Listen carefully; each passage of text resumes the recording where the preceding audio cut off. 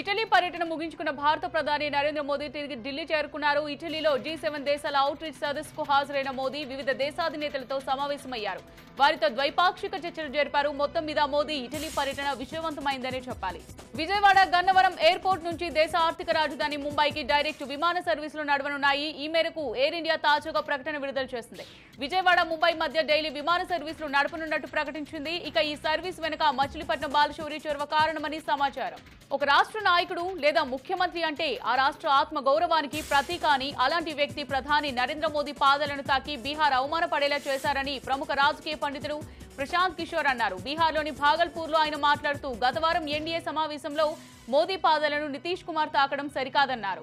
ఢిల్లీ ముఖ్యమంత్రి అరవింద్ కేజ్రీవాల్ భార్య సునీత కేజ్రీవాల్ కు హైకోర్టు నుంచి షాక్ తగిలింది. Delhi liquor case court proceedings వీడియోను సోషల్ మీడియాలో పోస్ట్ చేసిన కేసులో ఢిల్లీ సీఎం సతీమణి సునీత కేజ్రీవాల్ తో పాటు ఇతరులకు హైకోర్టు నోటీసులు పంపించింది.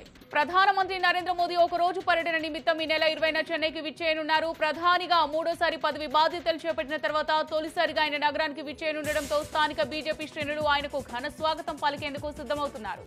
కాంగ్రెస్ జాతీయ అధ్యక్షుడు మల్లికార్జున ఖర్గే మరోసారి ప్రధాని మోదీపై సంచలన వ్యాఖ్యలు చేశారు. కేంద్రంలో ఎన్డీఏ ప్రభుత్వం పొరపాటున ఏర్పడిందని అది ఎప్పుడైనా కూలిపోవచ్చన్నారు. వాణిజ్యపర అవసరాల కోసం ఉద్దేశించిన బొగ్గు గనుల వేలం వచ్చే వారం జరుగుతుందని బొగ్గు గనుల శాఖ ఒక ప్రకటనలో తెలిపింది. కేంద్ర బొగ్గు గనుల శాఖ మంత్రి జి కిషన్ రెడ్డి ఆధ్వర్యంలో 10వ రౌండ్ కమర్షియల్ బొగ్గు గనుల వేలాన్ని నిర్వహిస్తారని పేర్కొంది. త్వరలో కేబినెట్ ముందుకు కోవింద్ కమిటీ నివేదిక రానుంది. ఒకే దేశం ఒకే ఎన్నికపై మాజీ రాష్ట్రపతి రామ్నాథ్ కోవింద్ నేతృత్వంలో ఏర్పాటైన ఉన్నత స్థాయి కమిటీ ఇచ్చిన నివేదికను వీలైనంత త్వరగా కేంద్ర కేబినెట్ ముందుంచాలని న్యాయ మంత్రిత్వ శాఖ యోచిస్తున్నట్టు తెలిసింది. ఇది మోదీ ప్రభుత్వం 100 రోజుల ఎజెండాలో భాగంగా ఉన్నట్టు శుక్రవారం సంబంధిత వర్గాలు పేర్కొన్నాయి.